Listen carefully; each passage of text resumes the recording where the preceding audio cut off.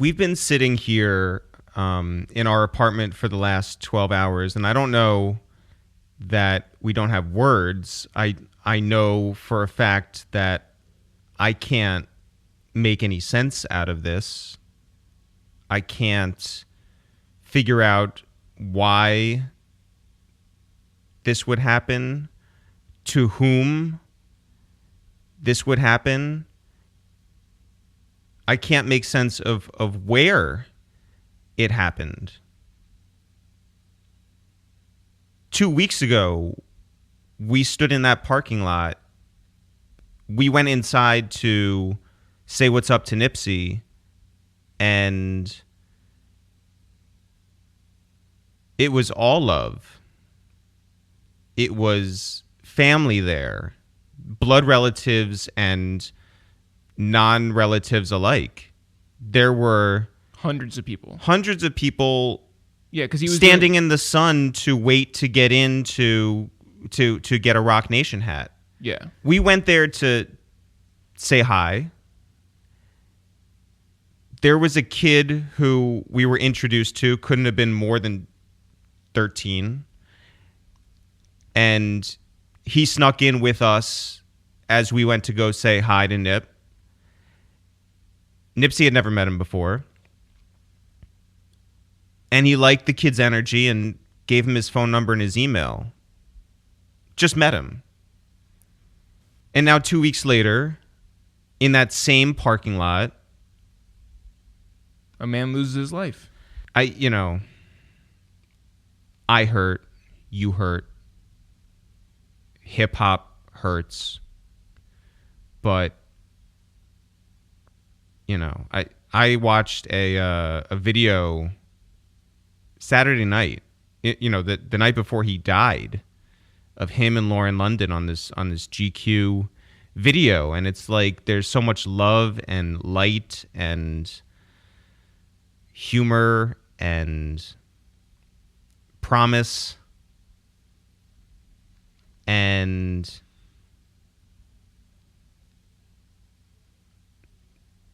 he's robbed of it, she's robbed of it, their child is robbed of it. Our friends who work or worked with him are robbed of it. Steve-O, Sophie Ash, Dallas Martin, Karen, Brianna, Emery. On and on. I mean, everybody at Rock Nation. Everybody at Atlantic. Everybody at Marathon. It's just... everybody in Los Angeles. Impossible. I can't make sense of it. We're talking to our friends out there who can't believe the destruction that has already started because of this brutal event. And for what?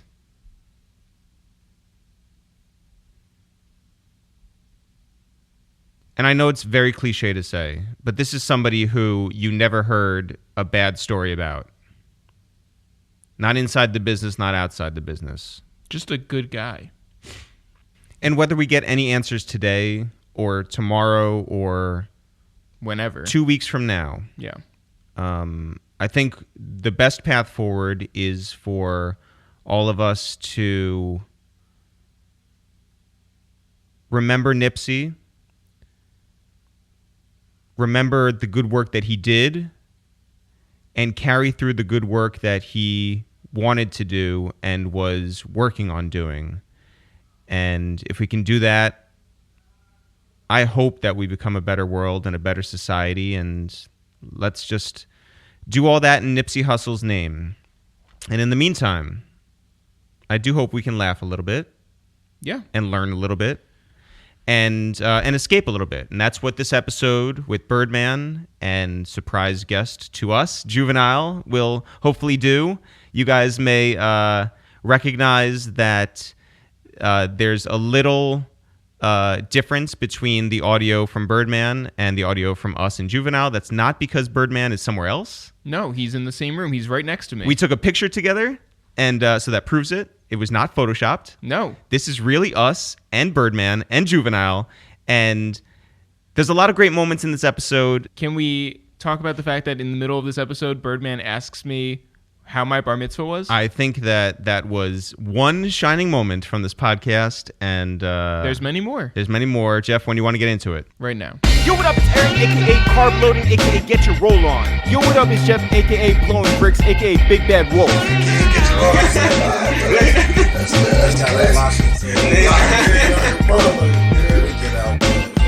Here's your third favorite podcast to waste time with ItsTheReal. Guys, what's happening? Yeah. I know, wait, hold on. Yeah, BET didn't bring that same energy? Like, TMZ, I know, yeah. Sway didn't do that? Welcome to New York, guys. How's it going? Man, it's all love, bro. We wanted to sit down with you guys for a long, long time. There's so much history there.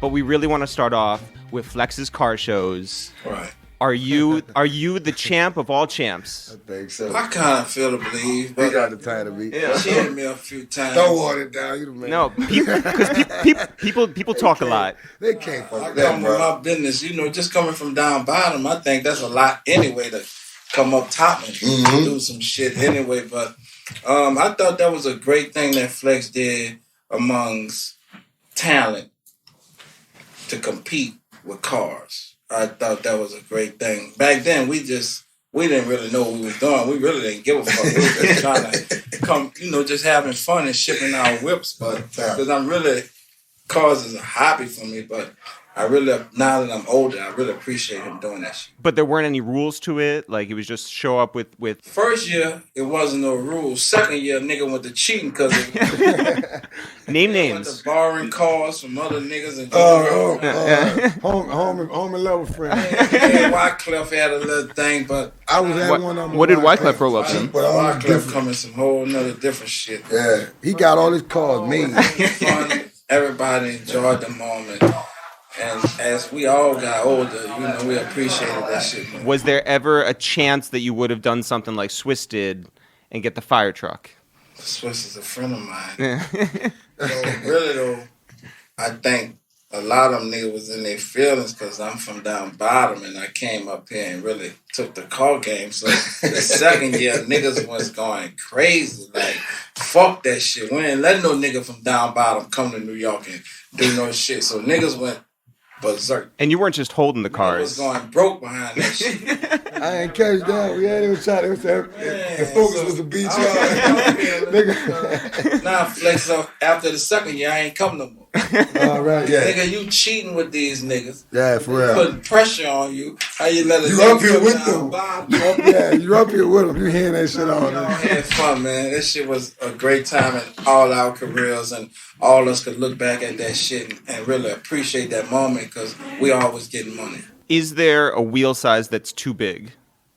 I don't. Depending on the I'm car. a factory man. Yeah. My nigga Factory? B dress him up through rim. And I used to do all that. Yeah. Mhm. But B, he ain't getting in it if it ain't all the way. I got to have. I keep facts now. Factories nowadays is the shit. I don't do the switching unless I saw my nigga Mac 10. I was with him.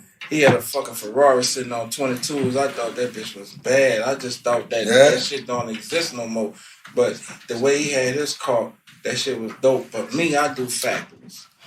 But I like the red disc brake. And you heard me, my tops and my back. My inside, I put more effort into the inside than the outside. Well, how have your thoughts on money and about Spending. Like, how's it changed? You get older, you get wiser, but still, if certain things with my life, cars is a hobby for me. So that's something I do without anything. I like to buy cars, and that's my life. But we older and we wiser. We know how to put money up, save money, invest in different things. But that still don't take. I think if I don't be Birdman or Stunner, I've been fake with this shit and I'm real with this shit. I really live this shit and I'm prepared to die behind this shit. So for me, I will never leave the fact that I like jewelry and cars because that's really me as a person. Well, what is the most you've spent at the gas station? I'm gonna be honest. I done spent a couple thousand at the gas station. 'Cause What? The gas station I'm talking For you about and is friends? called CP Project, not gas money. Oh, you I'm were, talking like, about swiping people? I'm at the gas station Yep. in my hood, and they walking up on me. They got a second line out there. I can't Yep. really move. Yeah. They hitting me out 100 here, 20 there, 50 there, and that's how I spend. I don't do sucker lines. People still go to sucker lines. They whacking me. They gonna tell you up. Whenever we come out, bro. He do the turkey giveaway every year. Yeah. Ask him. When I go home, I gotta have at least $20. And I appreciate going home and do that shit, dog. You know what I mean? And honestly, when it's said and done, that's why I'm going back. I won't go home. I won't go back to New Orleans because I know my city need me. They need us, and they need what we bring to the table. So, but whenever I do go home, I just go on my block and I just give away money till I ain't got no more. And all of them know it. Because they tell me, baby down there. They be like, no baby down there. He by Gladys. I pull up by Gladys. Man, it's a Tuesday, man. People outside posted up like, man, I got to go. What's up, Juve? I'm like, man, Wow. baby, got to be here. All y'all out too. They love us for real. For real, bro. They really, truly love us for what we do and what we bring back to the city. Well, when's the last time you guys really felt like you went somewhere and you weren't recognized? Because do you know? I don't know if you've seen That's this, impossible. That, man. but 20 years ago. Fact. Have you seen this? There's a video on YouTube of a had it. documentary, right? And You you know- guys are. This is 1999, and you guys are going down to Atlanta. You're going down to Ain't no us in Houston. Atlanta. And yeah, but there was one place where you, Juvie, walked in and you're just like, yo, yeah, I'm Juvie. Like they didn't yeah? know you. I It's gotta see. crazy. But like 20 years where you just walk out of a building and people are like, back then, we was amazed that people even knew us because we was straight coming out the projects. We didn't give a fuck about none of this shit. We didn't care if you did know us. Get the fuck out of our face. We just, just coming straight up out of poverty, and this shit happened for us. So we wasn't acknowledged that we were stars. You hear me? We just was young kids who really, growing up in New Orleans, you can't give a fuck. So we didn't give a fuck. So that shit didn't pan on us till a few years after. That we really was stars, like we couldn't walk in the mall and shit to that nature. They like, chased us out that fucking ball in Atlanta. it didn't matter to us because we wasn't even acknowledged of it at all.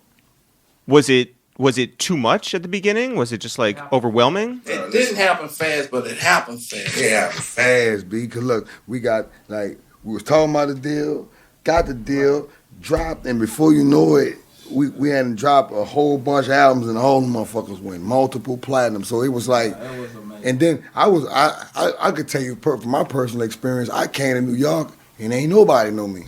Nobody ain't know me. See, the second time I came to New York, I couldn't get out of Universal. They had people down there with cameras and shit, trying to take out pictures and shit. Like they moving it. Poof. I said, damn, man. It took us a minute to understand what happened. It was like a roller coaster. It was like a dream come true. I couldn't even believe the money we had. The money you got to talk about a nigga come from nothing to something. That shit real. Like, damn, we got millions of dollars, and when you go to New Orleans, you still in the project. We got Bentleys and Maybachs out here. living in the project. Only thing made us feel different, the cars we was driving, you heard me? So that was made me like, man, we got to do more of this shit now. We need some more motherfucking cars, because the money didn't matter in the city because you're still in the ghetto. Man, let me fuck you up. All them cars, you know how you could find me still after I bought the Bentley, all that shit? I parked all that shit in the project. Every night, we know one thing. If you came in the project, you could find me. Right down Forest Street by the project office. All my shit lined up. Yep. I never left the hood. About 10 yellow cars sitting in the project. I'm like, this nigga Juvenile straight fucking crazy. Why he got all these cars in the project? So he ain't there. We got to be in this bitch. But in New Orleans, it's nowhere to go. Yeah, it was one situation where I couldn't go. Even if we go get a big house, you still 5 minutes from the ghetto. Yeah. Do you think that people in New Orleans, when you guys got that first deal with Universal, expected you to change? Well, we wasn't thinking of that. I'm gonna be honest, bro. That wasn't something we really thought of because we was making music and we was in our own world. We didn't even know how to do that. So we didn't. never been exposed we wasn't thinking about none of that We shit. wasn't even exposed to no other life to even try that shit. we only knew one thing, and that was just being where we come from. Yeah. We ain't know nothing else. And remember, we went to the studio. But you gotta think about it. Niggas was young. Nigga was 18, 19, 17, 14, 15. We was babies. So when you're saying it just like turned on a dime, I think you're not getting to what was truly miraculous, which was the independent grind that you guys were on before that. Think about none of that, bro. Yeah, that came later. In the beginning, it just was excitement to be able to say we done made it. And when all that shit over with, when we go home, we go right back to the ghetto. But can you talk about the Pen and Pixel stuff? Can you talk about, what was it, Southwest Distribution, right? Like going into like stores and actually giving them stuff on consignment. Hey, man, and when I first got the Cash Money, they told me everybody around here worked. Everybody worked. So I had to get up and get BG album come out. I had to get up, go meet up with them, and I'm carrying all of us carry boxes. Every day to Southwest. We drove down there. I didn't even know Mr. Gigan. Baby took me in there and introduced me to him. He said, that old dude said, y'all killing me.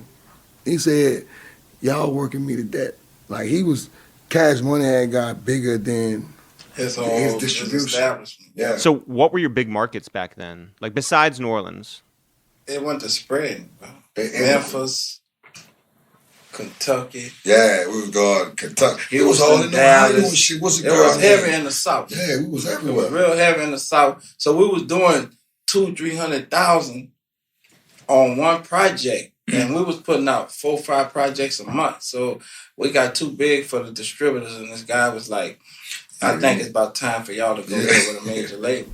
Whoa. Real talk. And he actually on one of the DVDs telling the same story he's saying. So to verify what he's saying, he not lying. He told it to me when I first went there. Like, man, y'all, I don't know if I'm gonna be able to handle it. That's something he shot him. I'm like, man, I'm just carrying by. I'm the new dude. Like, I don't know what. He's like, he couldn't even believe that Juve was carrying boxes. Yeah. He wanted to hide the nigga like, man, we thugging. We trying to get this BG. Like, Chopper City in the ghetto. Y'all ready? Let's go. Yeah, I was on that kick, man. Well, when did you guys actually meet? I know the story of when you were signed, but like, when did you guys actually meet?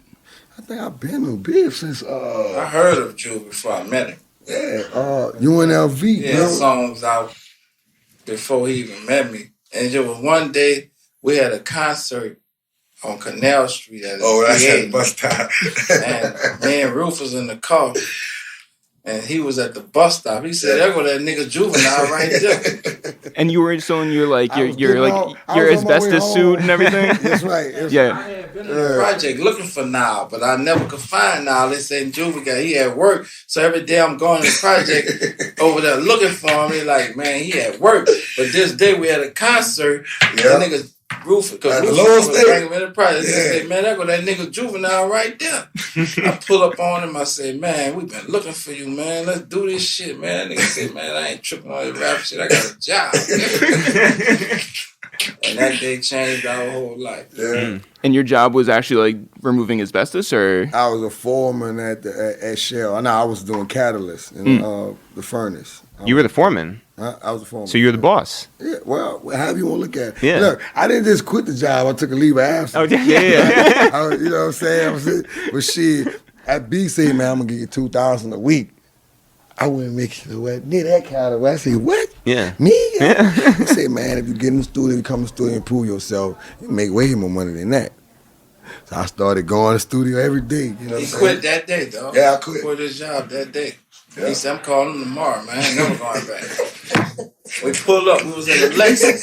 I got to go with him. I said, look, bro, that boy's taking all day, man. He ain't dropping home. That fucking, I had a helmet. So I was hot at that fucking blue suit. I was sweating. Man, hot out there. That shit happened just like that. We had a concert.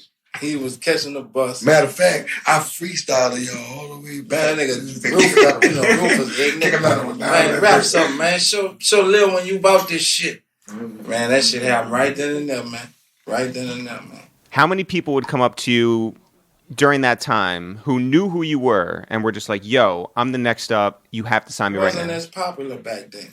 Yeah, they didn't do that. That wasn't that popular. And I know it wasn't no walk-up deal. Wayne that did wasn't it. reality, bro. I ain't gonna lie. Turk did it. Mm-hmm. And you signed them all. Yes. Yeah. But back then, hip hop wasn't as popular. Right. You're talking about 25, 30 years ago. No internet. Yeah. You had to buy a cassette or CD. You got to remember that part. So it was kind of like more of the record company taking a super big risk. I knew it was taking a risk on me because I really didn't know what to do. I was in the studio. I'm like a deer in headlights. I'm like, so when we gonna start rapping? My first thing, first day I got in the studio, say, well, when we gonna start rapping? He said, man, they gotta finish making the beat first, Juve. I'm like, oh.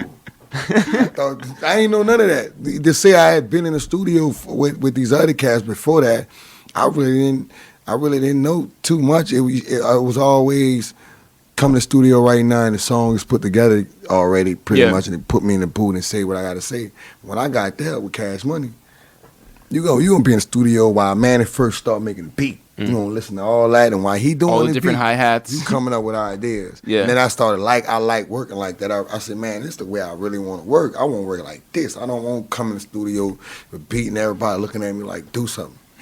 I don't want to be like that. I would go there. When he start, I'm writing, and man, what he created was not a conflict, but we were all in competition. You felt that? What? Boy, see, if I get around B or Slim, ain't none of the other hot boys around. I'm in this ear. Say, Bryan need to be on this, on this. And then, man, I need a solo. I'm talking, and everybody else did the same thing. We all did the same thing. Yeah. We all was trying to get more on the, because we were starving for that light. So, what's it like when Swizz Beatz gets in touch with you and asks you to be... He didn't get in touch with me. For Down Bottom? Yeah, he didn't get in touch with me. That's them. Swizz was my friend. Yeah, that was my him. partner. So how'd that all go down? And with the Rough Riders, we all came close. And This is before the tour. yeah, anything was like that. That was one of the first ones from New York to reach out to us. For real. Real. So we all became real close. And whatever Swizz in the morning, we did it. So did you got the song first, and was it like weird getting on such a different vibe? When we listened to it together in the studio and they started playing and I hear the horns, like, man, this nice, bro. I just, I heard a lot of Swizz Beatz. I just thought that was a different direction. We were just so on our own shit, dog. I ain't felt like, back in those days, now niggas do features 1,000 of them. But back in those days, we didn't just do that. Like we didn't do that. It was so unheard of for us. Mm. Because everybody wanted a piece of our sound, and we were just scared. We was preaching that all day. I like, man, he'll tell you, when Universal came to give us the deal, I didn't want it. Because? Because I thought I was a millionaire already. And he had bad experience with a project, situation Before that, yeah. So now it's like, Stunner, man, with that major label shit, bro. We could do anything. We could do this shit on our own. We don't need no major label. And we already was making millions of dollars a month. So I was like, nah, bro, I really think, bro, it's time that we take this shit to another level, bro. You know what I mean? He was like, you won't do it, Stunner, let's do it. But I'm not with that shit. How many of you guys were up here for the meetings? Just me and Slim. That's it? Yeah. Was it what you expected? You met with not just Universal, there were a bunch. Yeah. Everybody. And look, we were sitting, us as artists, we sitting down there waiting. We like, man, when I come back, man, it's been 2 days, bro, damn. Call BG, man, you heard anything? Nah, bro, I heard nothing. I'm telling you, man, you worried, you trying to figure out, we gonna stay independent or we gonna just roll with this? What's about to happen? All right, so knowing that you guys are like the hottest thing unsigned, knowing that like the labels need to give you something just to differentiate themselves, did you press them, baby? Did you like try to like get something out of the labels that maybe you knew they ordinarily wouldn't give? I just didn't want. I just felt like I didn't want to lose what we work hard for, bro. You got people that really 30 me. They play with them numbers. You got people that really died for this shit. Yeah. Really, people who gave their lives to see us be successful. So I just felt like I can't let them take nothing from us, bro. What was the difference between Universal and like Russell or Leor? They all of them wanted 50-50 deals, and I wouldn't do that. Why would I give you 50% of something you ain't worked for? Were those long meetings, or were they just like, you're not giving me what I want, then no? I walked out of all the meetings. Did you really? I really literally walked out the meeting with Russell and them. I left. They were talking some shit I ain't want to hear. I left out the meeting. Like, man, I really said, fuck y'all, I'm gone. How'd they take that? It didn't matter. It is to me. what it is. Yeah. At that point, I'm young. I ain't giving a fuck anyway. You heard me? I'm like, remember, millionaires. Remember, this. You always got to start from that point. We were rich already. We didn't give a damn. We was, you know what I'm saying, young, rich, cocky. We didn't give a damn. Did you and your brother like talk beforehand and say like, all right, this is what we want to get out of this meeting? not really. I just wanted to make sure we ain't lose nothing. Mm-hmm. And so when you ultimately do the deal, does everything change? Does that mean that... I'm going to start again. Yeah. 30 million. In that era, in that time. Yeah. 30 million. Yeah. Not no fugazi shit. Not Yeah. no 30 million. And that's why I was all over the tabloids, and that's why a lot of the artists who've been out before us made big deals about it. And it was an crying 80-20 split distribution deal. So Yeah, it was crying. Okay. Because you kept saying no. Yeah. And so they kept coming back with better deals, right? it was one way or no way. Simple. Or we could just go finish doing what we was doing. We didn't have a problem with that. And we respected the business aspect of the choices that they wanted to make.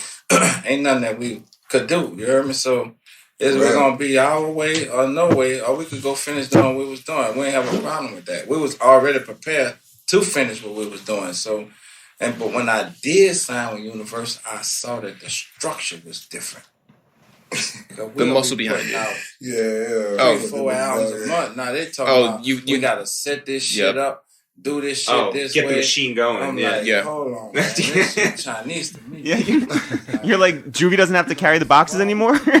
All of it Well, was yeah, Chinese. man, it was kind of crazy going from that. And yeah, I was problematic. I'm gonna be honest. Like, you gotta do this and do this. I mean, they give me that fucking list of shit I had to do. I'm like, bro, we don't never do that. I gotta do all that. Like, you gotta do all that now. Like, and then that's when I started realizing we really made it.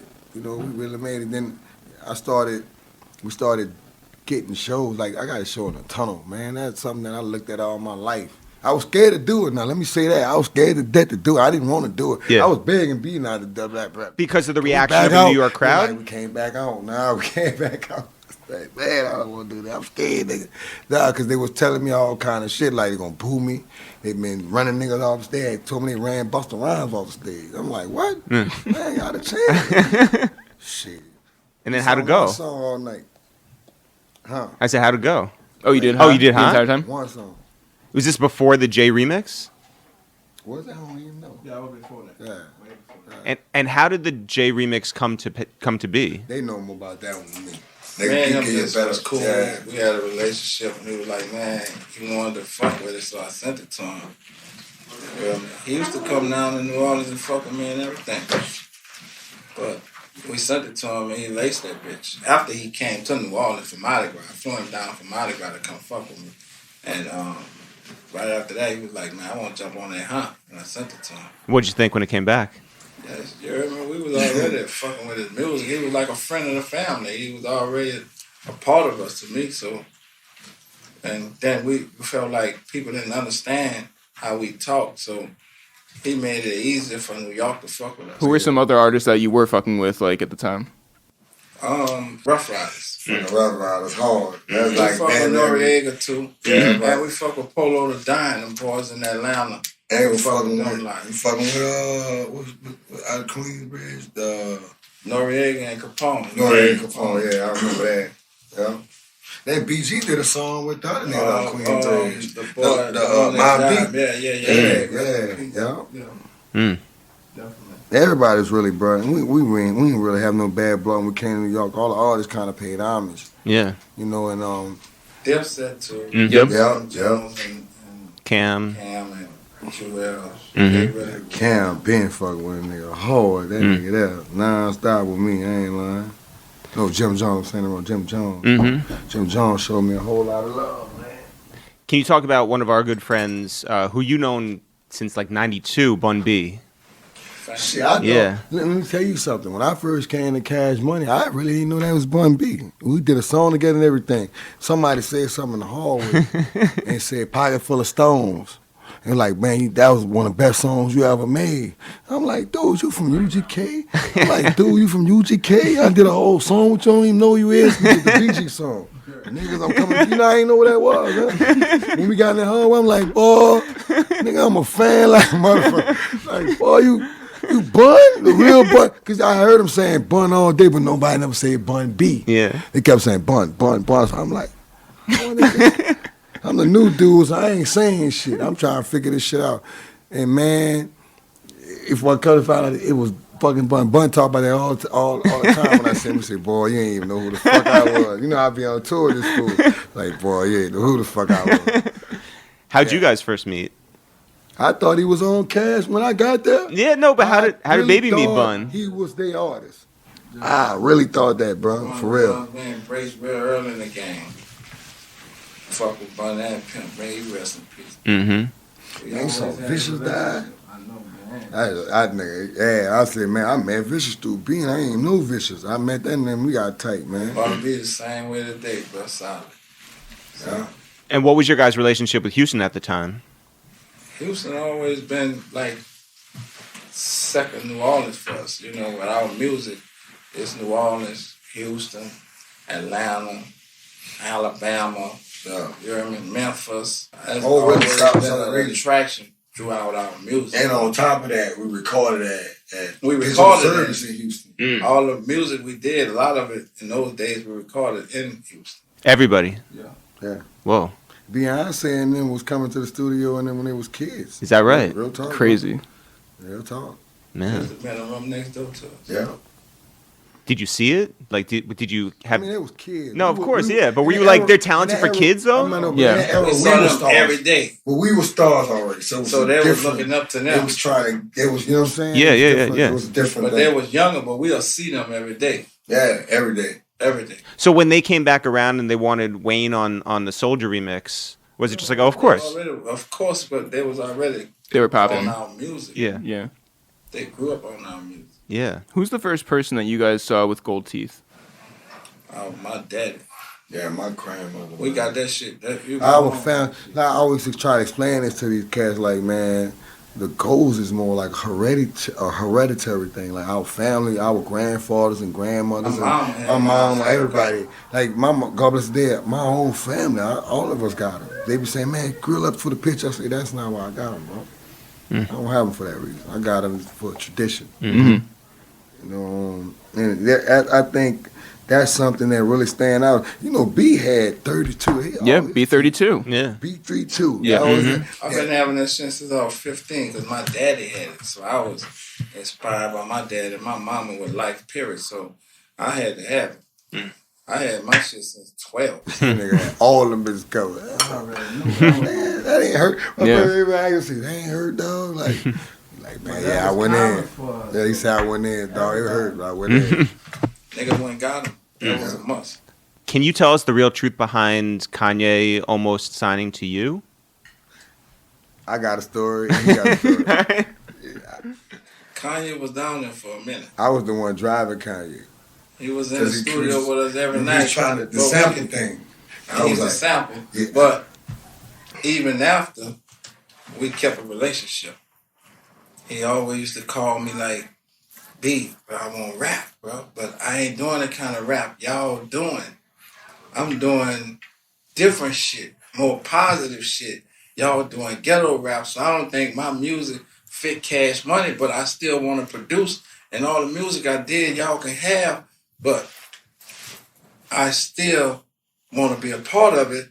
But Jay-Z and them calling me, and I want to go do music for them. So I was like, man, go do the shit, man. Go fuck with them niggas. That's the era. Go fuck with them niggas. Look, You heard me? I got my opportunity one-on-one with him, and he said, this is what he told me. He said, he's played the music, and I listened to all the samples. I'm like, bruh, how you gonna put that out? He's like, well, we're gonna lose with the album. That's not what we're gonna win. We're gonna win with everything else. I'm looking at him like, dude, you out your damn mind. Boy, do you know we going platinum around here? We going platinum. I was like, well, I was in there on his neck about the whole. Yeah, it was. I was when he was around with us. He had ideas though. He always had ideas. And throughout his whole career, me and him kept a relationship. he used to call me like, man, I'm in Jacob buying Rolexes, Stunner. Which one you think I should get? He said, Jay-Z gave me a bag. I'm like, man, keep doing your thing, man. That's what's up. He was right there with us, but we also had Mannie Fresh, so I ain't want to, we couldn't cross that line, but still, I just felt like he was super talented. Yeah. Well, what'd you think when you brought like someone like Jazzy Faye into the fold? Like he was super talented too, and Mannie cool, Jazzy. Real talk. So we older now. Yeah. When Kanye came, yeah. So it was Mannie Fresh or nothing. You hear me? So now we're a little older, and Fresh took a liking to Jazzy. Like that. So that's the plug. That chemistry came after that. I always liked the Jazzy, but when Fresh came, Fresh was like, he'll work with the nigga. Because it was like, Fresh got us here, and I'm not going to ever cross Fresh. Mm-hmm. I don't give a fuck about working with no other producer unless Fresh wanted to work with him. Yeah. And so Fresh was cool with working with Jazzy Faye at the time. That was also a lot of work for him when you guys were first like coming up too. Man, listen, right now I listen back, I was like, damn, you know what? I think we underappreciate. I mean, me, I'm gonna say me. I think I underappreciated the fact that this dude was making a sound for 5 different people. Like you know how hard it is. Because after none of that shit sound the same. Exactly. After I left Cash Money, when I left, I started trying to make beats. Then I had a whole nother respect for making tracks. Then I started realizing, like, man, this dude different. This dude totally different. Yeah, and it ain't something, you can't just go sound and make a beat and just go, it ain't that simple. With this young guy we have now who do our music, his name is D-Rock. And I watch how he work. You have to really be able to think music so it don't all sound the same, bro. You got to be super talented to do a whole album. Not one, but some different projects, and none of that shit sound the same. Mm. And Fresh was the only person I ever did that with until I met this young man. Mm. And where'd you guys meet? My partner walked him into my studio about 2 years ago and was like, I need you to hear somebody. His name Happy, and I was like, man, I don't feel like hearing this shit right here. I really don't. But I said, go ahead and set him up in a room. And I had NBA Youngboy at the studio, and he played some beats. I was like, man, that little nigga nice. So I sent NBA and Jacquees in there, and they did some beats, and I ain't never let him leave since. His name is D-Rock. D-Rock. Did you ever do an MTV Cribs episode? No. I wouldn't, be honest, I was so personal, I wouldn't do nothing like that. They called me. I just backed out every time they call. I'm too personal when it comes to stuff like that. I don't like people knowing where I live at. I'm just. You wouldn't have rented out somebody else's house, pretending like it was yours. Whole new life, that whole thing. Be me. I never did it. And they asked me multiple times, like, man, I'm not with that. I gotta live after y'all leave. Yeah. So. But baby, you did. I ain't give a fuck. Everybody had this different charisma about themselves. Yeah. I fall under the stunting umbrella, so I didn't mind showing nigga my lifestyle, my cars, and just how I was living. I really, I felt appreciated being able to do that shit. Just coming up with nothing to get something. I wanted everybody to see this shit. Those are your houses in the videos? Of everything. Your cars in the videos? Everything. Yeah. But I helicopters. Like, in those days, us as black people, we had it hard. Yeah. So I never understood why we had to have one car, one house. And the car we did have, we had to ain't have no AC. We got to share clothes. I didn't understand that shit. So once I got some money, I just didn't give a fuck. I want everybody to see I got money and how we live. Maybe I could change a nigga life. And so when you were like going to different architects to talk about your houses, you were saying like, I want a hot tub and I wanted TVs. Everywhere. Very important to me. Everywhere. To have a lot of TVs, cars. I used to let my partners just take my cars. Nigga, the Magnolia Project was full of brand new whips. You never seen no shit like this here, man. I dipped a few of them cars. And we used to just... Let me get down. The jacuzzi in the front was on. That shit. Yeah, that was ridiculous. That was ridiculous. I didn't know anything about that. The stretch The stretch, what that was? Explorer, Expedition. Yeah, Hummers. He stretched the Explorer, Expedition, the Cruiser. I said, come on, B. Prowlers. Yeah, He got about 4 stretches outside. Wait, where you gonna pump that over there? He stretched that right. TV. Yeah, he went in the zone, I ain't gonna lie. But, you know, I used to always say, baby, let me get the keys to the Rover truck. He the first one to put some big rims on Rover. Boy, that's a Rover truck.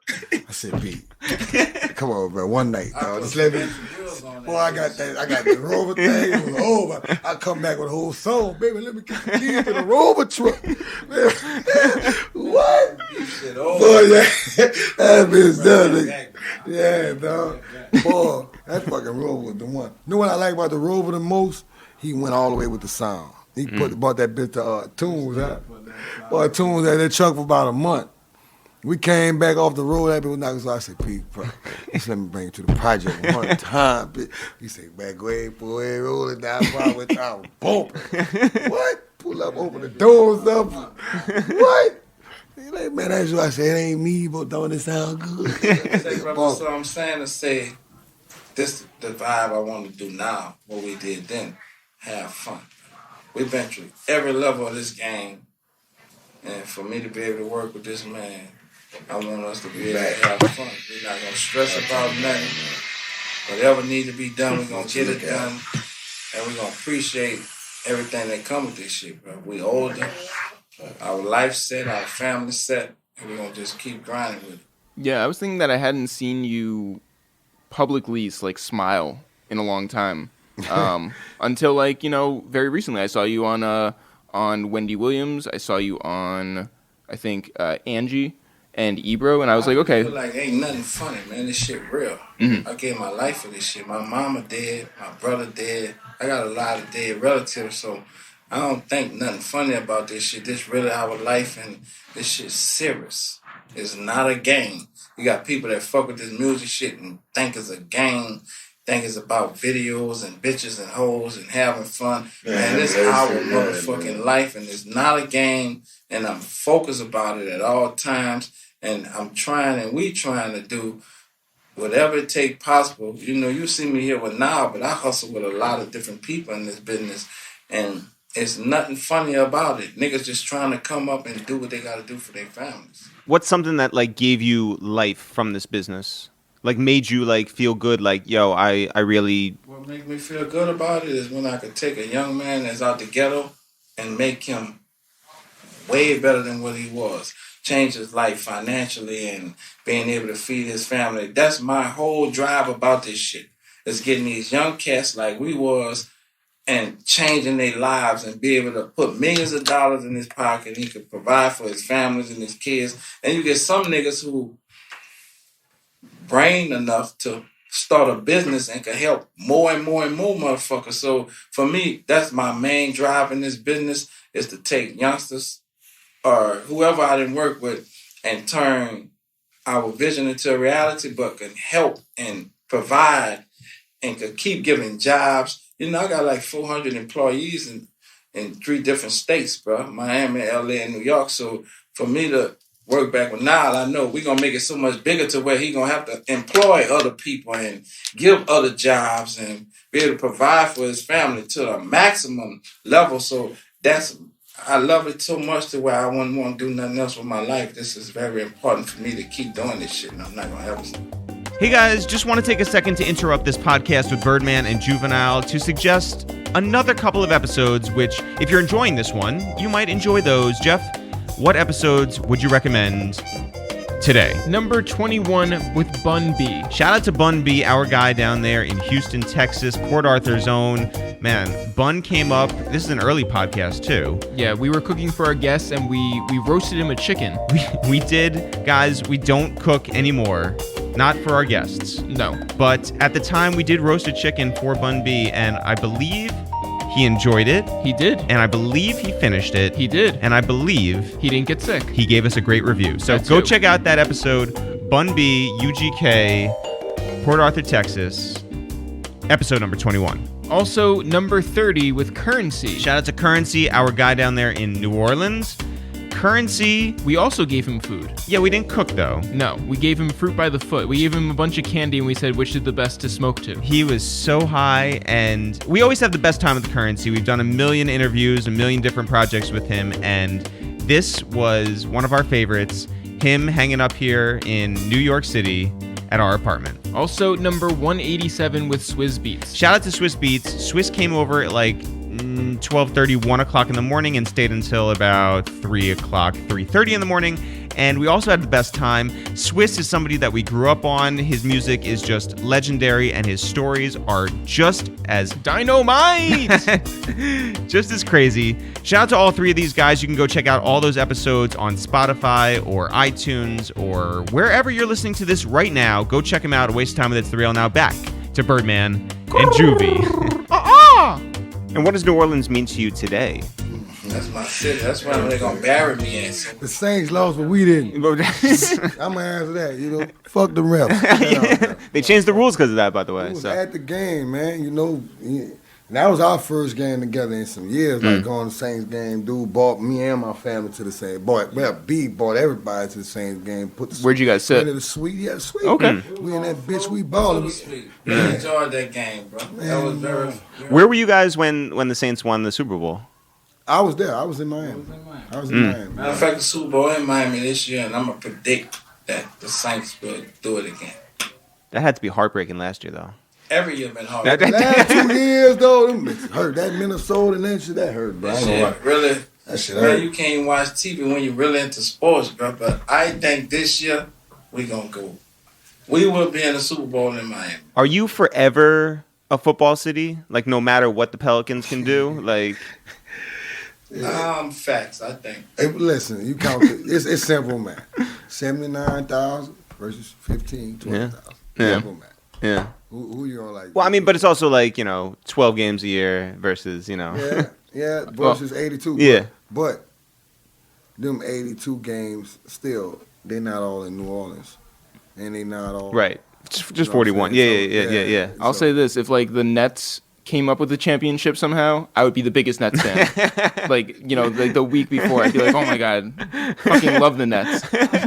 Lifelong Nets. From Brooklyn? No. Yeah. Look, the Nets don't make the playoffs this year. The Nets good this year, bro.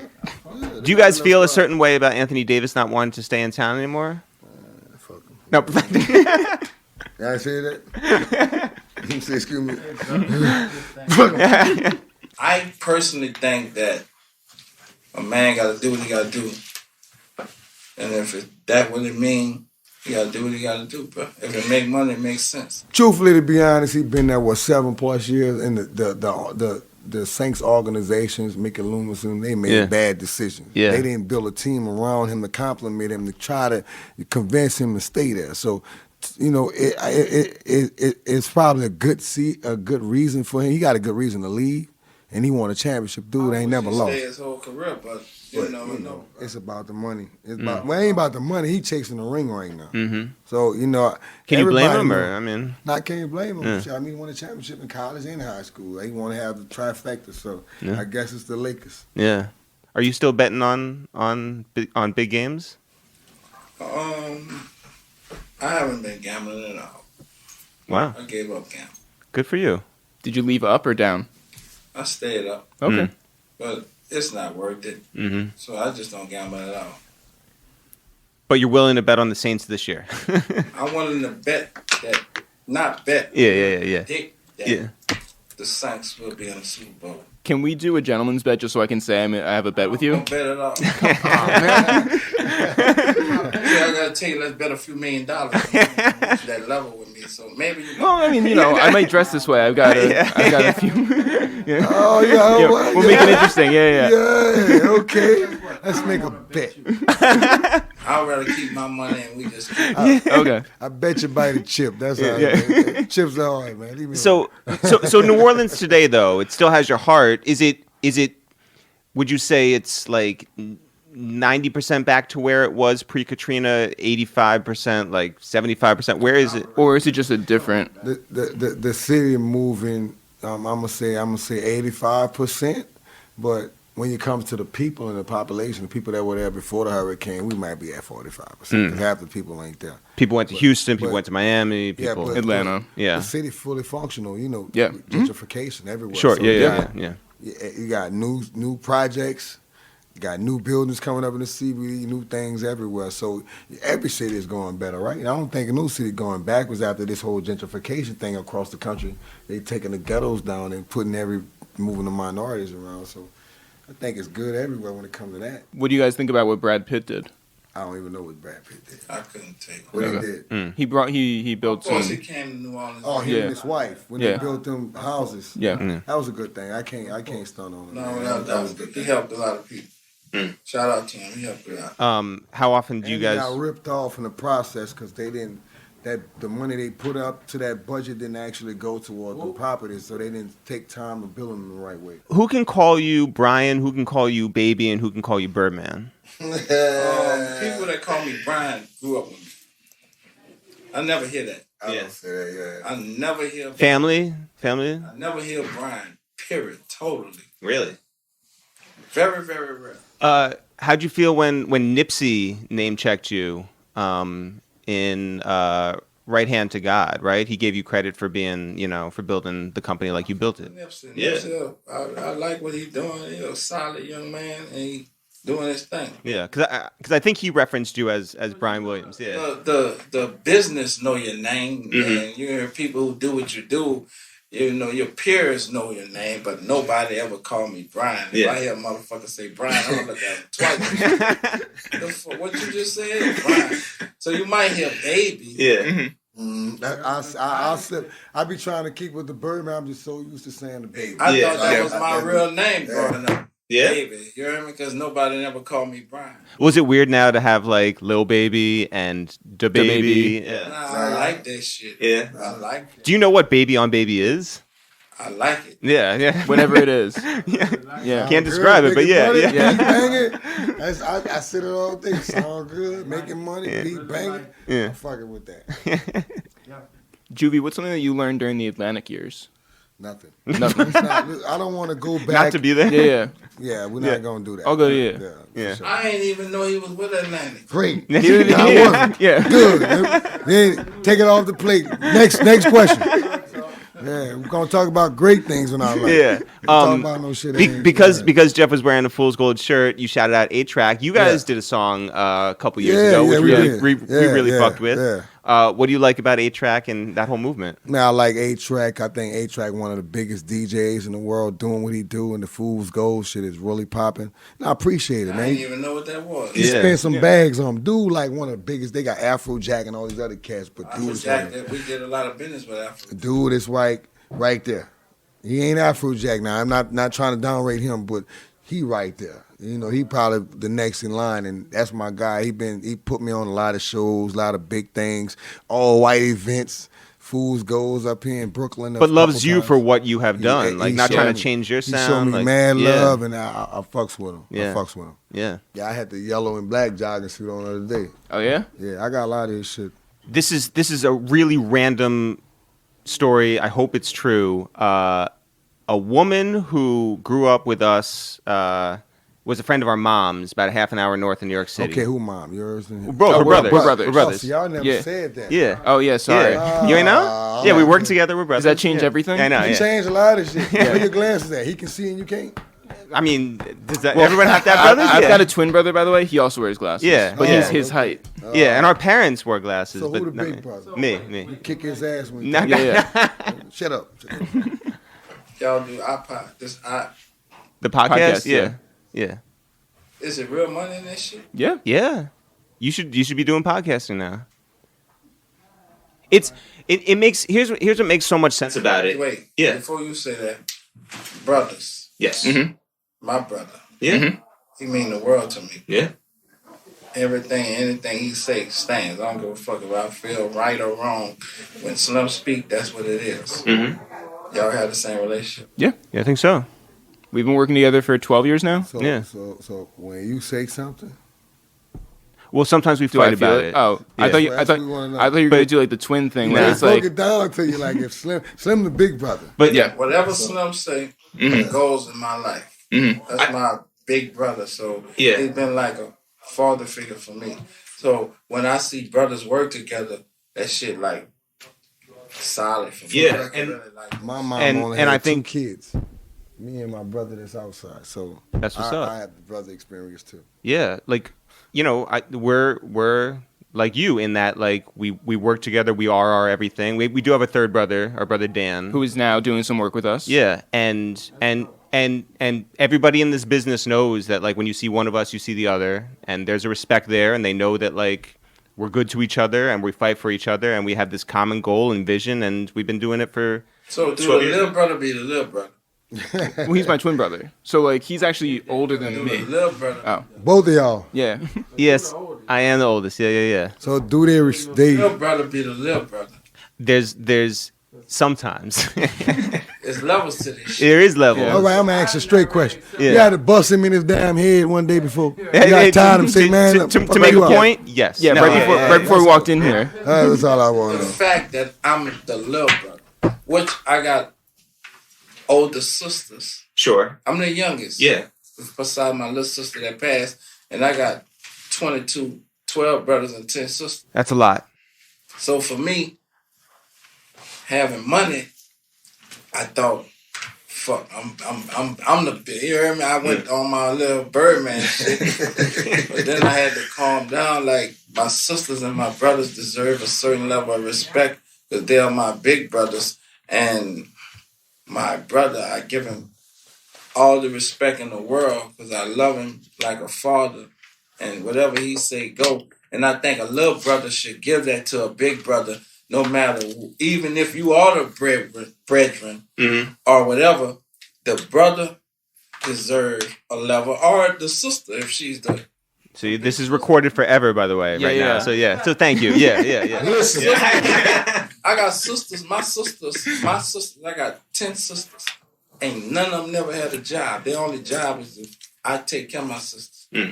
I buy them all houses and I do everything possible for my sisters. That's and amazing. then my big sisters, and I give them big sister respect. I'm the little brother. You heard me? So I think that's very important for the relationship. Yeah. Yeah. Can I tell you, we were at, I don't remember her last name. We were at a Cash Money book release up here. Wahida Clark. Yes. You guys released a book. We were at that party. It was, somewhere on the west side, right?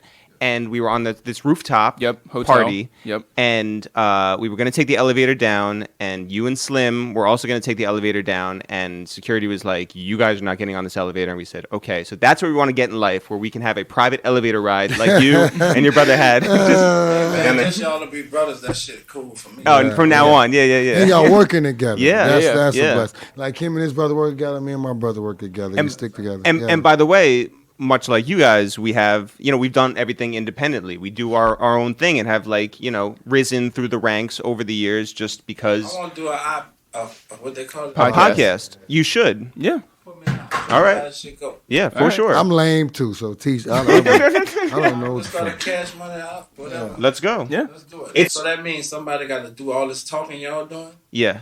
I'm not good with the talking. We can hire somebody, right? Well, you're Yeah. better than Slim at talking, right? Some ain't gonna Right. Slip getting out the room already. representatives that can talk for us Yeah. and still bring us into the table. That is correct. It's another business we should start. It is. And it's genius because all the other businesses sort of, Yeah. go from that. All right, we doing a pod. I got a quick question. Yeah. This a I like pod. how- Let me tell you We having so many different avenues to make money. That's what we're saying. And that a lot of that shit have to do with the culture of hip hop. And you got the sports and different avenues. So this shit is very important to the culture. Yeah, for sure. And it's, it's been amazing for us. Again, we've been around for 12 years. We worked with everybody, and then some. And what it is authentic. And this is a platform that is authentic, and you can just give it to the people. So, But also, we have a second podcast where we call it Two Jews and Two Black Dudes Review the Movies. It's us and the Locks. And so we watch movies with the Locks. Well, I know he Jewish, but you don't have your hair. we're brothers. How we make money? I'm just saying, Advertising. you got the curls. Yeah. We're brothers. He's shorting his curls. How I'm was your just bar saying. mitzvah? My bar mitzvah was amazing. Who you had? What artists? I did No not have artists. any- We don't. Honestly, I would do a second bar mitzvah if you want to come and perform it. yeah. So you I thought it was You can have it- 16. Like, No, you can do 13, multiples. but you I can think. do Yeah. whenever. Yeah. y'all living life. Yeah, we're trying. We're trying. You've been to bar mitzvahs. Oh, though. and you know what else? True bonus. Do you know? So Drake hit us up the day that he was doing the video. Oh, for the- hell yeah, fucking right. Yeah, down in Miami, the bar mitzvah one with Director X, right? He hit us on Twitter and was just like, he DM'd us and was like, "Yo, you should fly down here." And we didn't get a chance to go down there that day, but would have been dope to be at his bar mitzvah, Without a doubt. his re-bar mitzvah. Yeah. I like that culture. Man. When Drake asked you to talk on "We'll Be Fine" Yeah. and just talk your shit, what was the direction he gave you? He see me like, I ain't never looked at myself as a shit talker.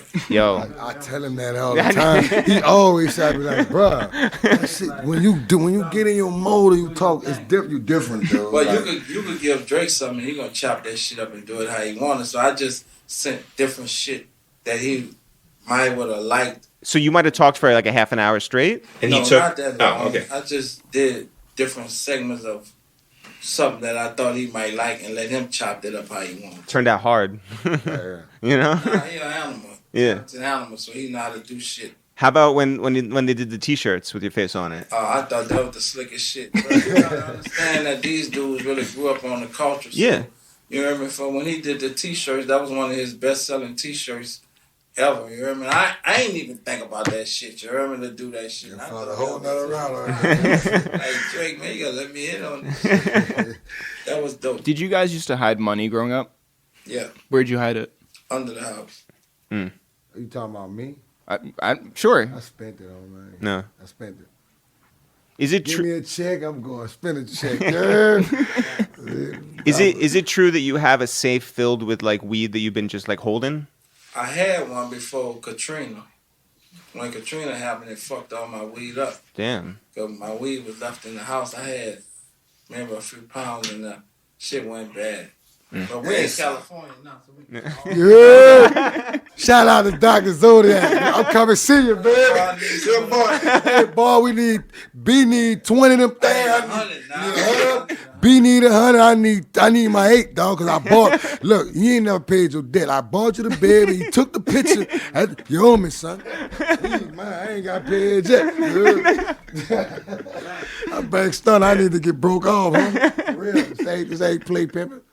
If you just look back, I mean, is Back That Ass Up like the biggest? For me and my musical career, I mean, it ain't close. It's the biggest. Yeah. I mean, cause They still play that every day. Yeah. Do you ever throw people off and just play it in the middle of your set? Like, nah, I ain't gonna even do it. Cause you know what? If I sing that in the middle of the set, I'm gonna have a bunch of mad promoters now. Oh, no, of course. You gotta because close people with it. gonna leave after Yeah, that. yeah, You know what I'm yeah, saying? yeah. That's what they've been Promoter waiting for. Damn, bro, you done ruined my money. You know, I paid you to do this.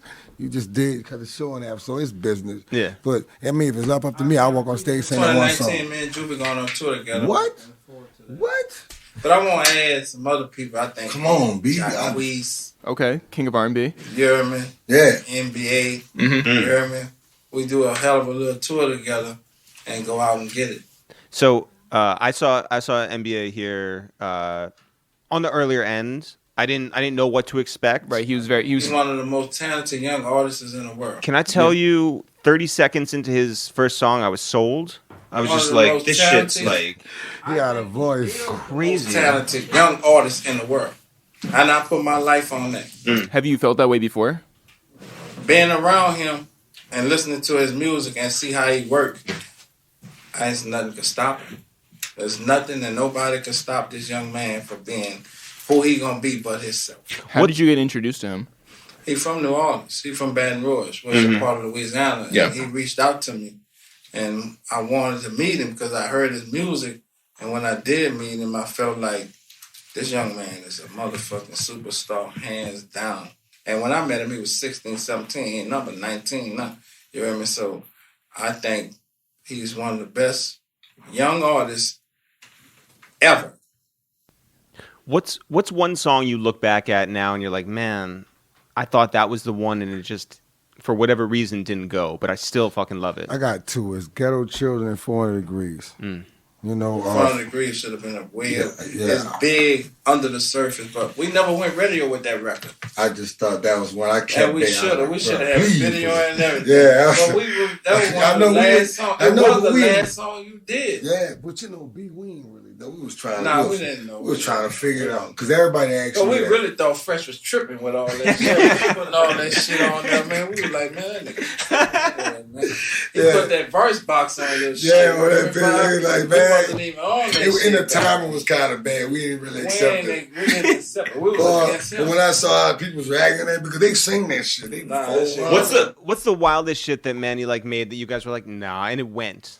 400 Degrees. I'm on fire. When I first heard that, I was like, bruh, what?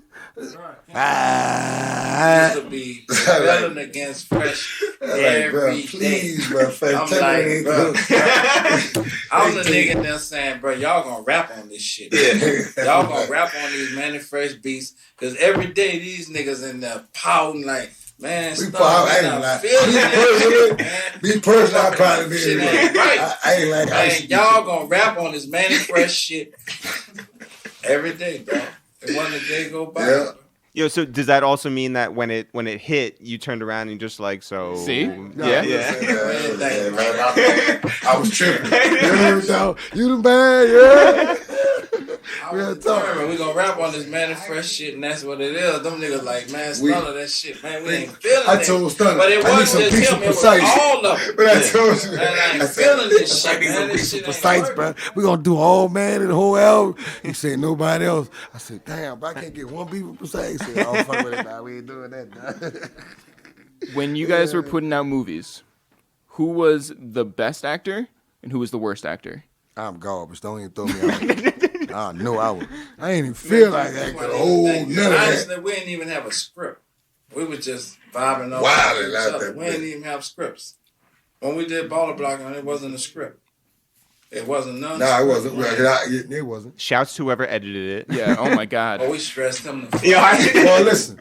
Oh, B come out there. Listen, B come out there. We have a whole shot set up. B come out, man. Fuck that. Man. We ain't doing this stupid ass shit. Motherfucking guns in. You might shoot some shit. That bitch shoot that bitch up. Yeah. He redirected the whole. Be honest. He redirected the whole movie. And ain't none of that shit was supposed to go like that. I was loving every minute. I go whine when I hear to read the paper. I go over there and be like, I'll be all this, man. I can't do this shit, bro. Man, why they got me looking too political? Man, I ain't want to look soft. I ain't give a fuck what it was. Man, look, I don't want to do that. But the movie did fucking well. Yeah. You know what I get right now from young little dudes all the time? Man, I just saw that ball of like ball. What y'all think about? That's dope. I said, nothing, nigga. We was going to do a movie, nigga. We was mesmerized with doing a movie. We already had a fan base. And we you know, doing them kept coming at you with the script talking about they got the cameras and all that shit. Like every day, like they just did it. That shit wind up doing good. Then we did the fucking sound. The soundtrack was off the Soundtrack was off the chain, yeah. Did any like E-Ford and them too, man? They came out. They really showed love, bro. Like, did any like actual studios like approach you guys about doing like other stuff? So Like anything business wise, or doing anything else, or songs or anything, you couldn't come tell me, BG, Wayne, a Turk, a motherfucking thing. You couldn't say nothing to us. You had to go talk to them. We'll ignore the fuck out you. For real. I'll tell you some shit like, who the fuck are you? Who told you come talk to me? So B used to tell people, and he used to tell everybody that, look, before you go say anything to Now, come talk to me. Don't go walk up and talk to Now. I'm telling you. And them niggas used to do that shit, and I've been to curse their ass out. They go back over there. They come back. Why you handling me like that? Why you handling me? I told you, don't go tell him nothing. He don't want to talk to y'all. That's how I was. so you were standoffish. It wasn't that there were like levels to get to I you. don't like backstabbing and backsliding and slick shit. Like if we got to understand and we together, we're a camp, and they doing a business and they negotiating everything with y'all, you can't come talk to me. Well, that begs the question: why did you link up with him in the first place? Man, they came and listen. You remember what he said to you? $2,000 a week. Yeah. I was getting off of work, and it got me at the bus. He already knew about me rhyming because UNLV, y'all fed him, so I always tell him. And I brought him to the project a couple times to hear me. And I had some music out. Yeah, I had the bounce from the Juvenile out. So he already knew I had talent. And I knew he was from the project, so I was looking for him. They called me at the bus stop, and I'm telling you, I was like, look, bro, I got this job. I don't really want to We quit. honestly, a couple hours before that, we in the project looking for him because he stayed on the other side of the project we stayed from. But nigga was like, he ain't back here, man. Juvenile at work. So we had the show. So I went to our show, and we pulling up to the show. Nigga said, man, there go Juve right there, man. There go that nigga Stunner. He at the bus stop. He had all white on with a helmet. He was like, that's that nigga. And we rolled up on that nigga, man. Oh, man. That nigga quit the job, went with us, and that shit changed. At the Martin Luther King bus stop over there, right there, next to the Lord. They stand there like, this one. With that fucking helm, I forgot about the helm. Had the helm in my hand. I said, what you doing, man? What the fuck you doing? What you doing, I'm man? like, man, we can trap better than doing this shit. Fuck that shit. He said, man, I got in the car. I got in the car, nigga said, nigga, you smell like gas. I was like, damn, man. Damn, man. They like, nigga, you smell like yeah, bro. I knew I did, because I've been touching all that shit all down. Like, man, y'all got How you end up right there, though? Huh? How you end up at that I went bar? took that hash. Well, I had got off the 3-day leave shit. Nobody ain't came pick me up. I had to get home. So kind of, I just called the bus. That shit was meant. Because I ain't used to catch the bus. Well, how you end up on Canal Street? Because that was the only, I was on the West Bank. I was the only connected to General Miami Whitney. I was the only connection I had to get over there. I ain't had no way to get to where I stayed at. I got forced to that shit. Boy, I was happy y'all something. I got a ride. First of all, I got the ride home. You did. And the very next day, I was in the studio. Yeah. Baby, what did New Jack City mean to you? I got a lot of content from that movie. That's why the CMB shit. You're fucking right, dude. I was like, CMB? Cash Money Brothers? Because I was thinking about me and my brother. I said, I'm going to start Cash Money Records. I put the R on the beat, took the B off, put the R on. But we always still put the B on. Still was saying CMB, yeah. You know what I mean? So that's where that shit came from. The Cash Money Brothers. And of course, you know my full rap name, right? Cash Money What's Brothers. that? Juvenile Nino. All right. Yeah, brother. Yeah. Nino. Yeah. Baby, what code do you live by? I love the hustle part of it. I love to be able to take a young man and change his life, bro. I was blessed to be able to do that. So for me, that's one of the most important things in my life, being able to. I'm 50 years old, man. I've been doing this shit 30 years. I've been with Universal 23 years. You understand me? So for me to still be relevant and could take a nigga and change his life, that shit more important than anything to me. So how important was it for you to link up back again with Juvenile, someone you started with, somebody you can continue with? I didn't even think that could happen.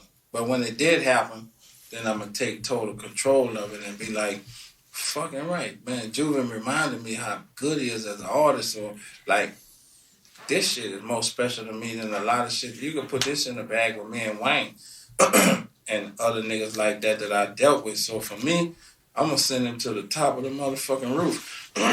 Talent-wise, he got it. And every aspect, my whole pride and joy of working with this man is, you see that shit on the wall, world champion, 15 years, 20 plus years. I want to see him. You know, there's so much levels to this shit and so much room for this shit. I'm going to make sure that everything with him be done in a certain level, but I want to see him be that nigga that I think he deserved to be, because talent-wise, he that nigga. And what does Cash Money mean to you? Like, because this is, something you helped build. Brothers, family, uncles, cousins. I look at it a different way, man. I didn't want to come back and be with Cash Money if we couldn't be friends and family again. So that was the first focus. I knew the only way for us to make the best music in the world and for the chemistry to be right, we had to be on that same page we was on once before. So it ain't something happened overnight, but here we go. And the proof is in the pudding. The music it tells the whole story for us. You can tell we enjoying it. You can tell that we miss being around each other, working in the studio, and the energy is there, man. This cat here, this cat D-Rock, he's special. He's special, man. And I hear a lot of people throw Mannie names out there like, well, Mannie, no disrespect to Mannie. But this guy really look up to Mannie, really like Mannie music, and he really, trying to make his own way. But, all of us came from somewhere. And it's always going to be the next cat after you to do maybe better than you. And I just think with him and with the system that Cash Money got, because I've been telling him this for a couple of weeks, nigga, y'all own radio. Y'all own a radio station. If you turn the radio station on, how many Cash Money records you going to listen to within a day's time? So that tells me I'm going the right direction and I'm doing the right thing. So being back with them is a blessing for me. Mm-hmm. That's how I feel about it. Yeah, well, congratulations on a hell of a career so far. Thank you, bro. And congratulations on everything to come. Hey, man, the next few years you're going to hear and see a lot of this, young man. And I'm looking forward to come and see y'all again in about a year or two. Please. Yeah, please. Y'all going to see. Next time you come over to our crib where we got like all the recording I want equipment. y'all to look at the elevation for him. Yeah. I want y'all to come back and say, it's like now been gone. But I want in about a year or two, we're going to have the same sit down. You're going to be like, dang. Yeah. Foresighting that shit. We're going to see that shit. Promising. We're with it. Yeah. Before you go, can you just read this into the mic? Yo, Jeff, it's our turn, baby. Oh, yeah. Thanks so much, guys. Thanks, guys. Thanks everyone for listening to this new episode of A Waste of Time with It's The Real. Jeff, if you want to find out more about us, I'm Eric, you're Jeff. Together, we are It's The Real. If people want to find out more about this podcast, it's called A Waste of Time with It's The Real, and there's almost 250 other episodes just like this one in our catalog. Jeff, if people want to find those and if people want to find out more about what's going on with us, where can they go? You can always go to ItsTheReal.com, ItsTheReal.com. Go there, get a mug, go get a t-shirt, go get anything at ItsTheReal.com/shop. Go to ItsTheReal.com and sign up for our newsletter. That's very important. You can also listen to all of our old episodes and our new ones. Go to iTunes, go to SoundCloud, go to Spotify, CastBox, wherever people listen to podcasts. That's where you should listen to ours. Also, Two Jews and Two Black Dudes Review the Movies, our movie podcast with the locks. Which we mentioned earlier in this episode. Yes, we did. You can go get that, and that is everywhere where you listen to podcasts. Jeff, are we on social media? We sure are. Co-find us. Did you find us? Did you say go find us? I think I said co-find us. I thought you did too. I was like, is that an internet thing? Co-find us. That means find us together at WeWork. Just go find us, go fund. Where are we, Jeff? At It's The Real on Twitter, at It's The Real on Instagram. At It's The Real is our Finstagram. Oh my God. If you thought that after 248 of these episodes we would get this right, you're wrong. Also, It's The Real on Facebook. Normally at the end of this podcast, we like to give shout outs to those people who do what we ask of them. But today, I just want to say shout out to everybody who is doing their best to get through today, doing their best to get through this week. And you know what? If you're having a less than stellar go of it, shout out to you for just making it through. Shout out to everybody for rocking with us. As always, Jeff, now for real, for real. Sure. See you guys next week.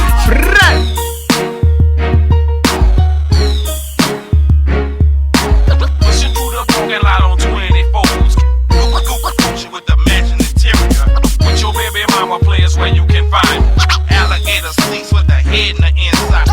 Two tires and they gotta be run flat. Number one stunner pimp.